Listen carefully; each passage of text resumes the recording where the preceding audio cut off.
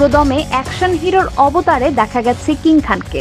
চিলিতে shooting শুরু হবে পাঠান 2 ও লকর ভাগ্যা 3 এর।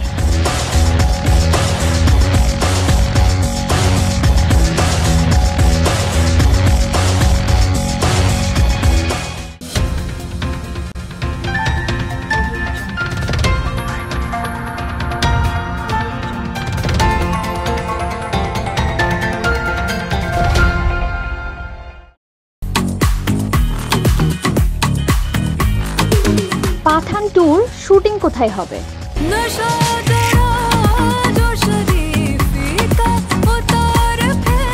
4 বছরের বিরতির পর পাঠান ছবির হাত ধরে কামব্যাক করেছিলেন বলিউড বাদশা শাহরুখ খান। পুরোদমে অ্যাকশন হিরোর অবতারে দেখা গেছে কিং খানকে। বক্স অফিসে ছবিটি 500 কোটি টাকা আয় করে। বাহুবলী দ্য কনক্লুশন এর রেকর্ড ভেঙেছিল এই ছবি।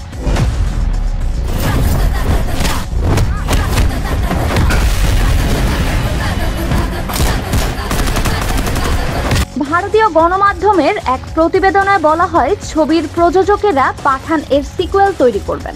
এবার জানা যাচ্ছে পাঠান 2 এর শুটিং লোকেশন হতে চলেছে চিলিতে, নিশ্চিত করেছেন অভিনেতা অংশুমান ঝা।